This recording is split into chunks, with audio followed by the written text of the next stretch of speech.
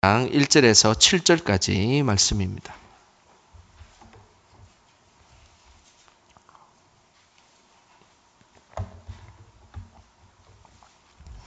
창세기 35장 1절에서 7절까지 말씀, 우리 한 목소리로 말씀 읽겠습니다. 하나님이 야곱에게 이르시되 일어나 베델로 올라가서 거기 거주하며 내가 내 형 에서의 낯을 피하여 도망하던 때에 내게 나타났던 하나님께 거기서 제단을 쌓으라 하신지라. 야곱이 이에 자기 집안 사람과 자기와 함께한 모든 자에게 이르되 너희 중에 있는 이방 신상들을 버리고 자신을 정결하게 하고 너희들의 의복을 바꾸어 입으라. 우리가 일어나 베델로 올라가자. 내 환난 날에 내가 응답하시며 내가 가는 길에서 나와 함께 하신 하나님께 내가 거기서 제단을 쌓으려 하노라 하매 그들이 자기 손에 있는 모든 이방 신상들과 자기 귀에 있는 귀고리들을 야곱에게 주는지라. 야곱이 그것들을 세겜 근처 상수리 나무 아래에 묻고 그들이 떠났으나 하나님이 그 사면 고을들로 크게 두려워하게 하셨으므로 야곱의 아들들을 추격하는 자가 없었더라. 야곱과 그와 함께한 모든 사람이 가나안 땅 루스 곧 베델에 이르고 그가 거기서 제단을 쌓고 그곳을 엘베델이라 불렀으니 이는 그의 형의 낯을 피할 때에 하나님이 거기서 그에게 나타나셨음이더라. 아멘. 우리 귀한 기도의 자리에 오신 성도님들 주님의 이름으로 축복합니다. 우리 옆 사람에게 이렇게 인사했으면 좋겠습니다. 예배의 자리에 잘 오셨습니다. 인사 한번 하겠습니다.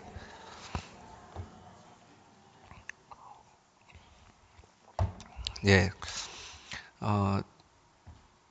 휴가철이 다가와서 다른 자리에 가려고 하는 유혹들이 많은 그런 시간입니다. 그래도 예배의 자리를 사모하고 또 기도의 자리를 사모하여 나오신 우리 성도님들 너무 감사드리고 또 축복하고 싶습니다. 늘 삶의 자리마다 말씀과 기도를 통하여 승리하시기를 주님의 이름으로 소망합니다. 우리가 사는 일상은 양면성을 가지고 있습니다.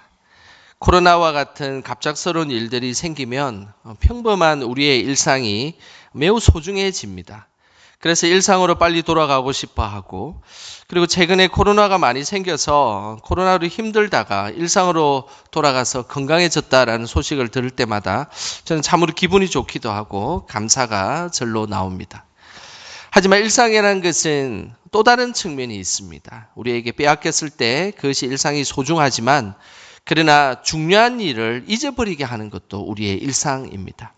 하염없이 일상에 빠져서 자신이 해야 할 일을 미루다 보면 끝내에 낭패에 이르게 되는 일들도 우리에게 찾아온다라는 것입니다. 그래서 항상 우리는 일상을 소중하게 생각하기도 하고 일상에 빠지지 않게 노력해야 하는 것, 그것이 우리의 삶의 모습입니다. 19세기의 세계적인 덴마크 철학자인 한 사람이 있습니다. 한 번쯤은 아마 들어보셨을 것입니다. 키에르케고르라는 사람입니다. 이 키에르케고르가 이 철학적으로 매우 어려운 책들을 많이 쓰긴 했지만 또 한편으로는 아주 짧은 쉬운 동화를 하나 지었습니다. 들오리 이야기라는 동화 이야기인데요. 아마 우리 성도님들도 한 번쯤은 이 이야기를 들어보셨을 것입니다. 매우 유명한 이야기 때문이죠. 지중해 해변을 살던 들오리 떼가 다른 지역으로 날아가는 중이었습니다. 한 들오리가 밑을 보니 마을의 집오리들이 너무 옹기종기 사이좋게 먹이를 먹고 평온해 보였습니다. 그래서 아래로 내려갈까 말까 고민하다가 장거리 비행도 힘들어서 이제 들오리 중에 한 오리가 집오리들이 있는 곳으로 찾아갔습니다. 집오리들에게 내려가니까 집오리들은 들오리를 너무나 친절하게 대해주었습니다. 맛있는 음식도 대접하고 그리고 같이 놀아주었습니다. 며칠 시간이 지났습니다. 들오리는 다시 돌아가야 되겠다라고 생각을 했습니다. 하지만 집오리와 지내는 것이 너무 행복하고 좋았습니다. 그래서 그러면 내일 가지 하고 또 하루를 보냈습니다. 그러면서 내일 하다가 몇 달이라는 시간이 지나게 되었습니다. 그리고 나서 정말 떠나야겠다는 생각이 들었습니다. 그리고 나서 들오리가 날개짓을 파닥파닥 하니까 날개와 몸에 살이 너무 쪄가지고 도저히 날 수가 없게 된 것입니다. 일상에만 빠져 있으면 우리는 항상 내일을 준비하지 못할 때가 많습니다. 일상이 우리에게 소중하긴 하지만 그런데 그 일상에만 항상 빠져가지고 미래를 준비하지 못한다면 그 사람은 나중에는 실패하는 인생으로 살아가게 될 것입니다. 그리고 중요한 일들이 있을 때 힘을 내지 못하고 주저하고 망설이고 그리고 결단하지 못하는 그런 일이 우리에게 찾아오게 된다는 사실입니다. 저는 우리 영광의 성도님들은 일상에만 젖어들지 않고 항상 깨어 있으시기를 주님의 이름으로 축복합니다. 야곱의 20년간 생활했던 곳은 하란이라는 곳입니다. 야곱이 도피한 이후에 하란이라는 곳에서 삼촌 라반의 집에 20년이라는 긴 세월을 보냈습니다. 그리고 나서 이제 형 에스와의 극적인 화해를 시켜주셨던 하나님의 은혜로 가나안 땅에 도착하게 되었습니다. 그리고 나서 또 10년이 흘렀습니다. 하란에서의 20년, 그리고 이 세겜 땅에서 10년, 이렇게 30년이라는 세월이 흐르면서 30년 전에 야곱이 하나님 앞에 서원했던 것을 까먹어 버렸습니다. 그 30년 전에 야곱이 서운했던 것이 어떤 것이었을까요? 창세기 28장 20절에서 22절에 그 내용이 나오는데 우리 같이 한번 읽어보겠습니다. 야곱이 서운하여 이르되 하나님이 나와 함께 계셔서 내가 가는 이 길에서 나를 지키시고 먹을 떡과 입을 옷을 주시어 내가 평안히 아버지 집으로 돌아가게 하시오면 여호와께서 나의 하나님이 되실 것이요 내가 기둥으로 세운 이 돌이 하나님의 집이 될 것이요 하나님께서 내게 주신 모든 것의 10분의 1을 내가 반드시 하나님께 드리겠나이다 하였더라.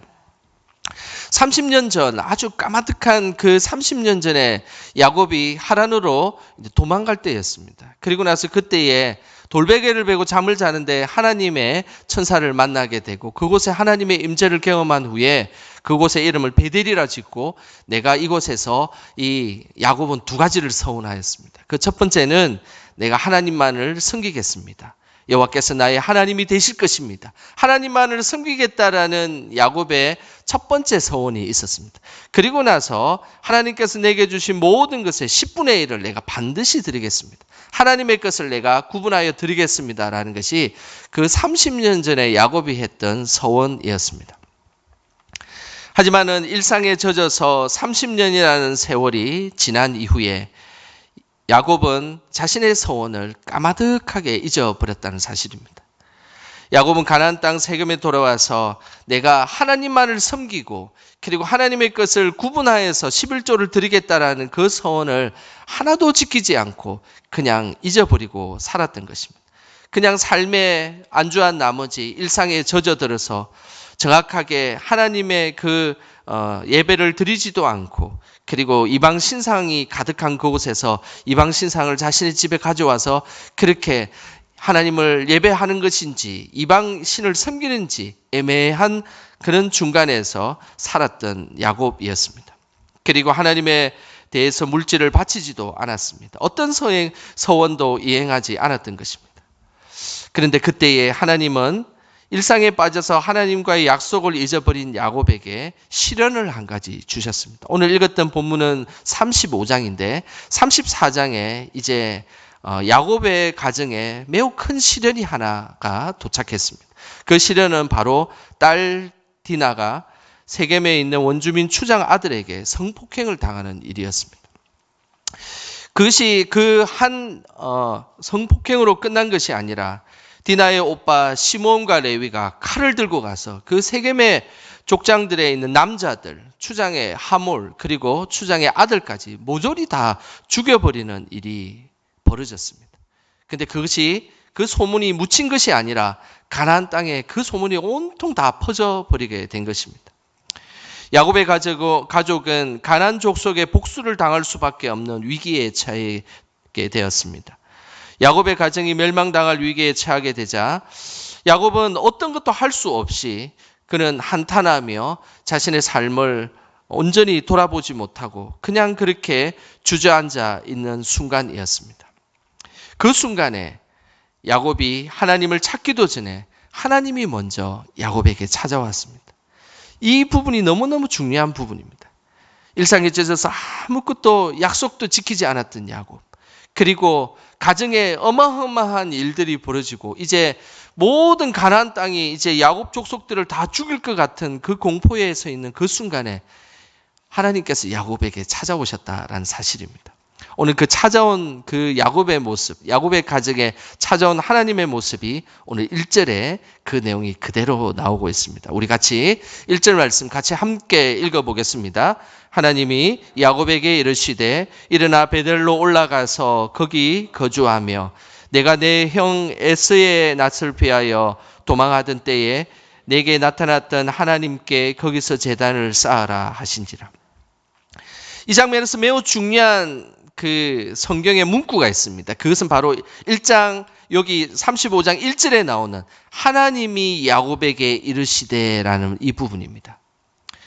하나님이 야곱에게 이르시되라는 것이 왜 중요하냐면 두 가지의 이유 있습니다. 그 첫 번째 이유는 하나님이 야곱에게 찾아오셨다는 겁니다.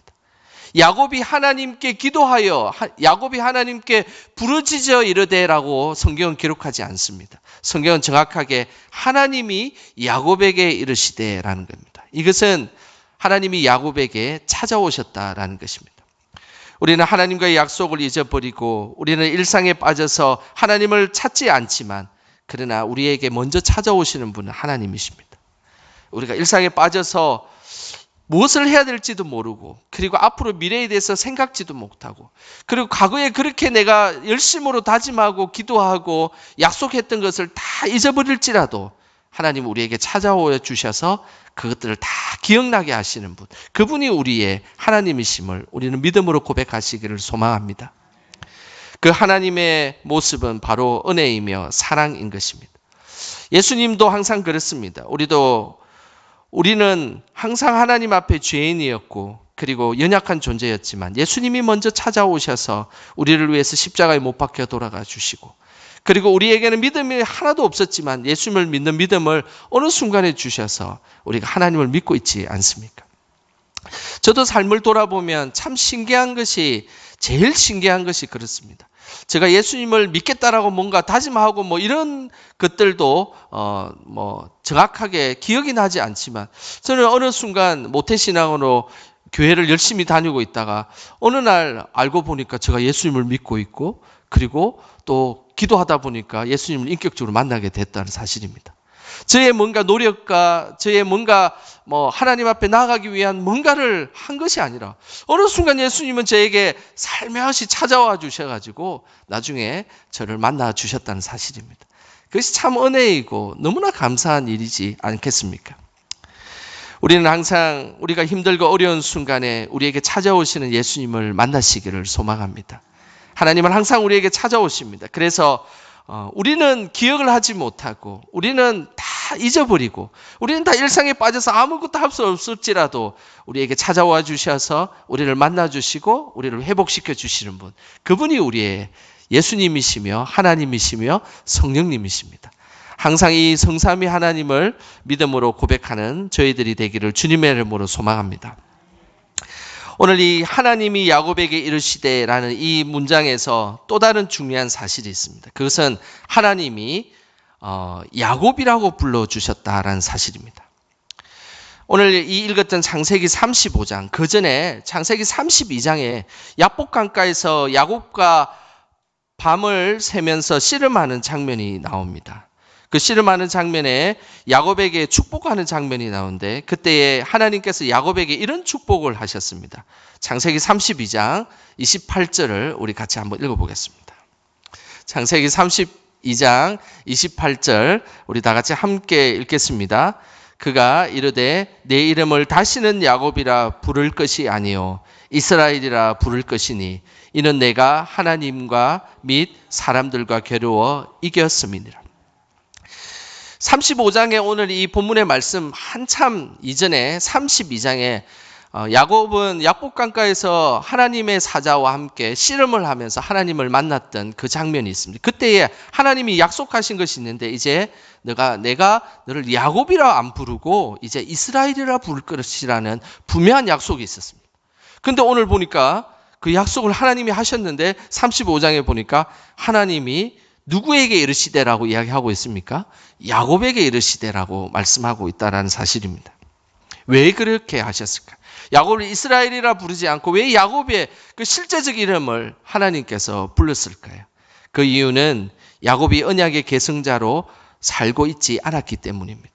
하나님의 그 말씀에 따라서 살고 있지 않았기 때문입니다. 한 나라의 지도자로 살지 못하고 여전히 우상을 숭배하고 하나님을 예배하는 예배자로 살아가고 있지 못했기 때문에 하나님은 야곱에게 그것을 깨우치기 위해서 이스라엘아라고 부르지 않고 야곱에게라고 야곱을 부르셨다라는 사실입니다.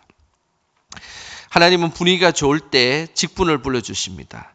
그러다가 정신을 못 차리고 있으면 우리의 이름을 불러주십니다. 하나님은 항상 저에게 강 목사 이렇게 부를 때가 있습니다. 그러다가 정신을 못 차리고 있으면 강태신 이렇게 부릅니다. 그러다가 더 정신을 못 차리면 태신이 너 이렇게 하나님을 부르신다는 것입니다.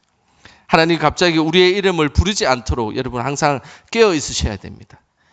부부 사이에도 마찬가지입니다. 누구누구 아빠, 누구누구 부르다가 이름을 부르기 시작하면 이제 난리가 나는 것입니다. 조심해야 되는 것입니다. 하나님도 우리에게 이스라엘이라고 야곱이라고 이스라엘이라고 부르지 않고 하나님께서 얼마나 절박하셨으면 야곱아라고 이렇게 부르셨지 않겠습니까? 하나님은 야곱을 이스라엘이라 부르지 않고 정신 차리라고 야곱이라고 불렀습니다. 그 순간 야곱은 정신을 차리기 시작했습니다. 그리고 지금까지 한 번도 가나안 땅에서 예배를 온전히 드리지 않았던 그 야곱이 하나님의 그 부르심과 그리고 자신의 이름을 부르는 그것에 정신을 차려서 이제 야곱은 예배의 자리로 나아가게 된 것입니다. 야곱이 예배의 자리로 나갔을 때 30년 전에 잊어버렸던 그 약속을 두 가지를 떠올리게 됩니다. 그것은 바로 내가 이곳에서 하나님만을 섬기겠습니다. 하나님은 나의 하나님이 되고 내가 하나님만을 섬기는 믿음의 사람이 되겠습니다. 그리고 나의 물질을 하나님 앞에 구분하여 바치겠습니다라는 그 약속을 이제서야 야곱은 떠올리게 되었다라는 사실입니다. 그 예배의 자리에 하나님 부르시는 그 예배의 자리에 있을 때 우리는 지금까지 잊어버렸던 우리의 기억들을 다시 하나님은 이렇게 세우셔서 그 기억을 다시 되새기게 하고 그리고 우리를 새롭게 하시는 분이 바로 우리의 하나님이십니다. 야곱은 그 두 가지를 떠오르며 그대로 하나님 앞에 실천했습니다. 그 실천의 장면이 4절에 그대로 나오는데요. 우리 4절 말씀 같이 함께 읽어보겠습니다. 그들이 자기 손에 있는 모든 이방 신상들과 자기 귀에 있는 귀고리들을 야곱에게 주는지라. 야곱이 그것들을 세겜 근처 상수리 나무 아래에 묻고. 야곱을 부르셨던 그 하나님 앞에 야곱은 믿음의 제단을 드리기 위해 준비하였습니다. 그러면서 야곱에게 지금까지 30년 전에 하나님께서 약속하셨던 그 약속이 야곱에게 떠올랐습니다. 그러면서 하나님만을 섬기겠다라고 약속했던 그 약속을 지키기 위해서 모든 이방 신상을 땅 아래에 묻었다는 사실입니다. 그리고 하나님의 것을 구분하여 드리겠다라는 그 믿음의 약속을 지키기 위해서 자기 귀에 있는 그리고 가족들이 귀에 있는 귀고리들을 다 야곱에게 주어서 이제 이 물질도 내가 하나님 앞에 드리겠다라고 고백하고 있다는 사실입니다. 예배의 자리는 바로 그런 것입니다. 예배의 자리는 지난날 우리가 하나님 앞에 서원하고 다짐했던 것을 다시 떠오르게 하는 것입니다. 기억나게 하는 것입니다. 우리 성도님들에게는 그런 기억들이 있습니까? 내가 하나님을 정말로 눈물 흘리며 기도했던 그때의 그 기도의 제목들이 그리고 기도의 내용들이 생각나십니까? 그리고 내가 하나님 앞에 일상에 젖어들어서 그냥 아무렇게나 살아가는 일상 가운데 내가 그래도 그전에는 그렇게 내가 하나님 앞에 헌신하며 다짐했던 그 하나님 앞에 귀한 것들이 기억나지 않습니까? 오늘 이 자리가 하나님께서 지난날 나에게 은혜 주셨던 그 기억들을 다시 되새기며 하나님께 영광 돌리는 자리가 되기를 소망합니다. 물질이 어려웠을 때 하나님께 기도하고 서운했던 것들, 다시 그것을 이행하기 위해 다시 하나님 앞에 예배의 자리로 나오시기를 소망합니다. 또한 건강이 안 좋았을 때, 그렇게 힘들고 병약했을 때 내가 하나님을 매달리며 내가 이 병만 고쳐준다면 하나님께 내가 이러한 것들을 행하겠습니다라고 고백했던 것들, 이런 것들을 다시 떠올리시길 바랍니다. 그 자리가 바로 믿음의 자리며 예배의 자리며 은혜의 자리라는 사실을 꼭 기억하시기를 소망합니다. 예배의 자리에서 거룩한 기억을 떠오르며 참된 예배의 자리로 나아갔던 야곱에게 하나님은 매우 중요한 축복을 주셨습니다. 그 축복이 바로 5절 말씀입니다. 우리 5절 말씀 같이 함께 읽겠습니다. 그들이 떠났으나 하나님이 그 사면 고을들로 크게 두려워하게 하셨으므로 야곱의 아들들을 추격하는 자가 없었더라. 야곱이 베델의 하나님을 만나서 해결받고 싶었던 것은 다른 것이 아니었습니다. 가나안 족속이 자신의 가문을 멸망시키지 않게 하는 것이었습니다. 너무너무 두려웠기 때문입니다. 이제 이 가나안 족속들이 이 야곱의 가족들을 모두 다 없애버릴 것 같은 그 공포를 야곱은 느끼고 있었기 때문입니다. 그런데 오늘 예배의 자리에서 하나님을 만나고 하나님을 고백하고 예배를 드렸는데 그 일들이 있고 난 후에 오늘 5절에 보면 하나님이 그 사면 고을을 크게 두려워하게 하셨다. 하나님을 믿는 것을 두려워하게 했고, 그리고 야곱의 아들들을 추격하는 자가 없었더라. 가나안 땅의 모든 백성들이 믿음이 없고 예배 자리에 나아가기 전에는 다 야곱에게 다 덤벼들 것 같았는데, 그런데 예배 자리에 다 나아가서 힘을 얻고 그리고 다시 하나님 앞에 은혜를 경험하자 하나님께서는 그 가나안 족속들에게 다 두려움의 마음들을 다 심어주셔가지고 야곱을 손끝 하나 대지 못하도록 하나님은 막아주셨다라는 사실입니다. 놀라운 은혜지 않습니까? 야곱의 이 일로 영적으로는 예배자의 삶을 다시 살아가게 됩니다. 그래서 우상을 버리고 그리고 물질을 하나님께 은혜로 바치게 되었습니다. 그리고 육적으로는 자신의 가족을 하나님 앞에서 지킴받는 것을 목도하게 되었습니다. 그러면서 7절에 이런 고백을 합니다. 그 자리가 이전에는 베델이었는데 그 자리를 엘베델이다라고 이름을 짓습니다. 베델이라는 말은 하나님의 집이라는 겁니다. 벳은 하나님이고, 벳은 집이고 엘은 하나님입니다. 그래서 베델은 하나님의 집이라는 뜻인데 하나님의 집에 또 엘이 하나 또 붙었습니다. 그것은 이런 뜻입니다. 하나님이 있는 하나님의 집이다라는 뜻입니다. 그건 너무 당연하지 않겠습니까? 하나님의 집인데 하나님이 있는 건 당연하지 않습니까? 성전에 하나님의 임재가 가득한 것은 너무 당연한 것이지 않습니까? 그런데 우리는 그 하나님의 임재를 경험하지 못한다면 우리는 당연하지 않는 믿음을 살고 있다는 것을 기억하셔야 됩니다. 하나님의 임재가 가득한 이곳, 이것은 하나님께 주신 성전입니다. 하나님께 기도하는 그곳에 하나님을 만난다는 것, 그건 당연한 것이지 않겠습니까? 우리가 찬양하며 하나님을 높일 때 하나님이 그 경배를 받으시는 것은 너무나 당연하지 않습니까? 근데 당연하지 않기에 오늘 야곱은 고백하기를 베델이라 이름 짓지 않고 엘베델, 하나님이 있는 하나님의 집이다라고 믿음으로 고백하고 있다라는 사실입니다. 우리가 하나님의 이 성전에서 기도할 때 오늘 이 밤에 하나님의 임재를 경험하시기를 축복합니다. 그리고 내가 기도할 때 하나님이 만나 주셔야 되는 그 하나님의 은혜를 내가 알고 있지만은, 그렇지만 또 하나님이 또 만나 주십시오. 하나님의 집에 하나님이 있는 것처럼 나의 믿음의 기도의 이 자리가 하나님을 다시 만나고 내가 또 기도하는 그 순간에 하나님께서 해결하여 주시는 믿음의 자리가 되게 하여 주시옵소서라고 우리는 기도해야 되는 것입니다. 예배의 자리는 하나님이 찾아오시는 자리입니다. 예배의 자리는 다시금 하나님에 대한 기억을 되찾는 자리입니다. 예배의 자리는 모든 문제가 해결되는 자리입니다. 오늘 이 밤에 그 예배의 자리에서 하나님을 만나시길 주님의 이름으로 축원합니다. 이 시간